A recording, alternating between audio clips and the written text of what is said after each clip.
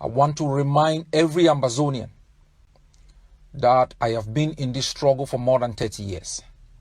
And I have worked with infiltrators before.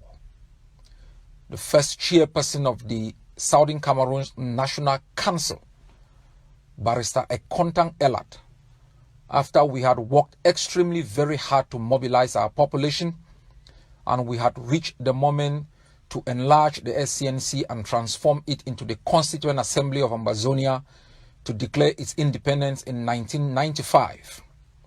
Cameroon used a pastor in Boya to infiltrate the movement and change the trajectory of where we were headed to. Barrister Ekontang abandoned the ship and left the country to the United States for purposes of head brain surgery. That is how the course was thwarted because of a leader who had acted like an infiltrator. It took us many more years.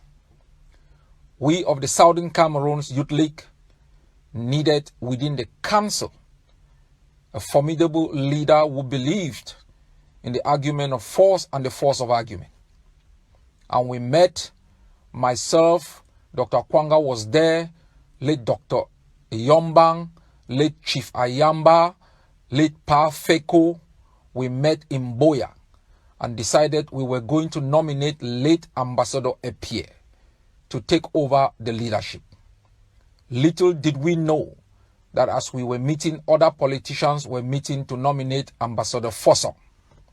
And when we met in Boya to get a new leader for the council, the politicians won the day and Ambassador Henry Fossong became the chairperson of the SCNC and took the SCNC, which was the Council for Ambazonia then, in the same direction of passivity and wasted time. At the end of the day, he became the president or the leader or the chairperson of the Boya University Parents Faculty Association that increased fees in the university. At that same time, when I opposed that PFA, it was under Ambassador Fossong that I was dismissed from the University of Boya. Fossong could not take the struggle further. We, again, the sacrificial generation, we took the struggle in a different direction. Late Pa Foncha called for a meeting between us and the SCNC to reconcile our differences and present a common program for our liberation. The SCYL went to that meeting with a blueprint for independence that clearly spelled out what we are supposed to do to free our people. The SCNC leadership came with nothing apart from the claim to power and the claim to the right to lead. We split from that meeting and moved our separate ways. We moved in to build the defenses, and that led to the arrest of Dr. Akwanga in March of 1997, the attack in Kumbo, Jakiri, Ye, and other places. From then, I began to live underground as a fugitive with Comrade Wana Benedict, who is now the chairperson of the Ambazonian Defense Council. I moved to Victoria, he moved to Mutengene, and we began on trying to rebuild the scattered forces. Myself and late Justice Ebong drove on a daily basis to Douala at the home of Dr. Yombang to hold meetings to see how we could revive the struggle, take it away from the hands of infiltrators and politicians. We moved from Dr. Yombang's house to the house of Pa Feko in Bonaberi. We held meetings there for a couple of weeks before transferring the meeting to Mutengene in the chambers of Barrister Bruno. We rebuilt the structures and we created a revolutionary council and nominated Justice Ebong as the head, Dr. Yombang as the treasurer. From there, we started planning on how to take Radio Boya to declare independence at the dawn of the new millennium. It was clear that the day we proclaimed our restoration, it was tantamount to a declaration of war to the other side. That's what happens when you declare the restoration or the separation or whatever from another country to the others, to the occupier, is tantamount to a declaration of war. In June of 1998, myself and the defense chair, we jumped onto a ship at the port of Douala that took us 30 days to escape the country. From Germany, we walked tirelessly to project Ambazonia with demonstrations, meetings across Germany, across Europe.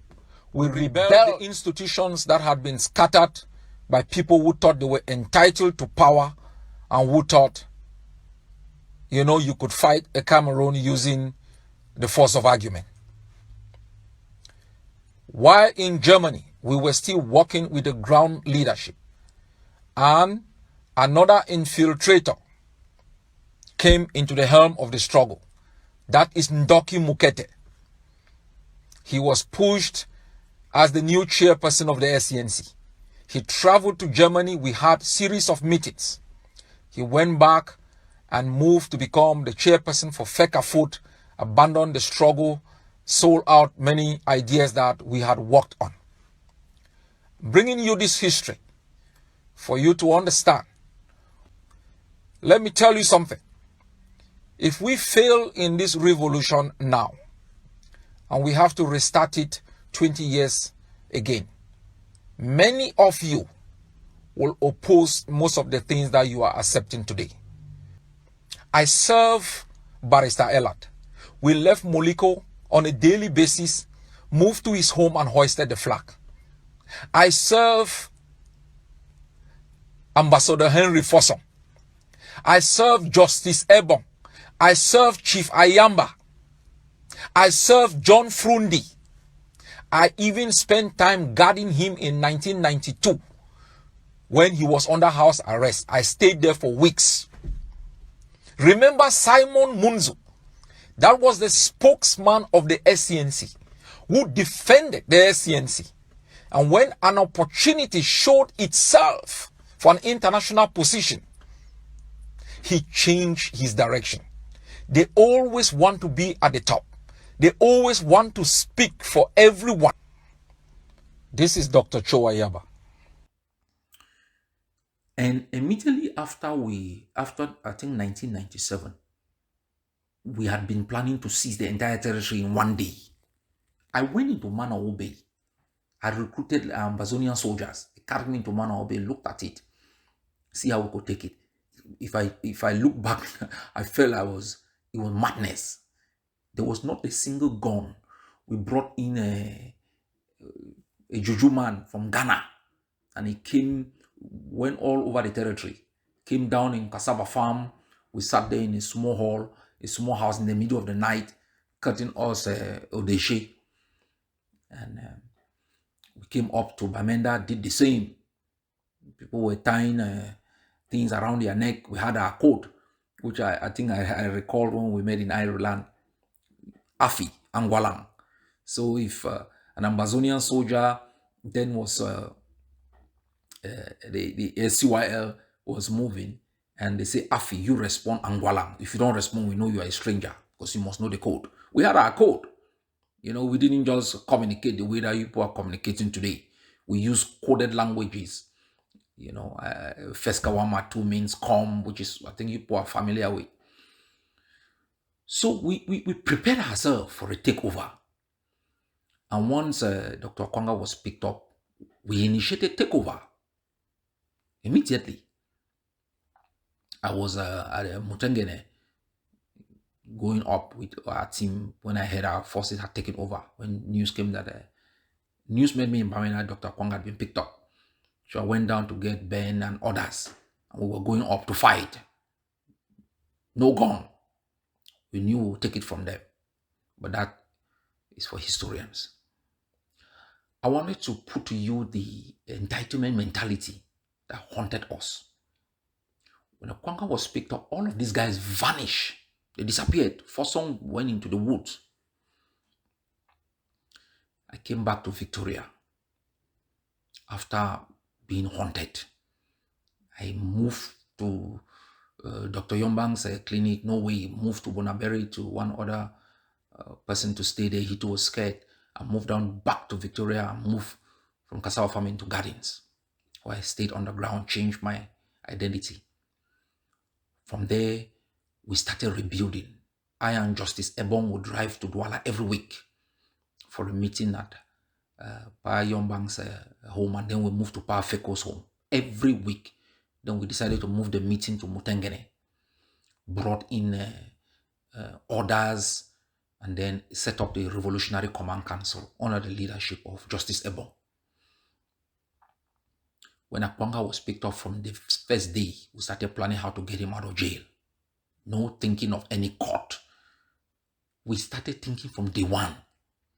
I went into Justice Ebong's village to look medicine people who said they could do whatever to see that we could get the prisoners out. Once we reconstituted the SCNC that had vanished, then Dr. Yombang proposed that we get Mukete because of his radicalism within the SDF. We thought bringing him at the helm will give us a way forward. And then Justice Ebong will hold the chairperson of the Revolutionary Command Council. And then Mukete will take the political leadership. Then somehow Benedict and myself, we escaped the territory and ended up in as nomads in Germany.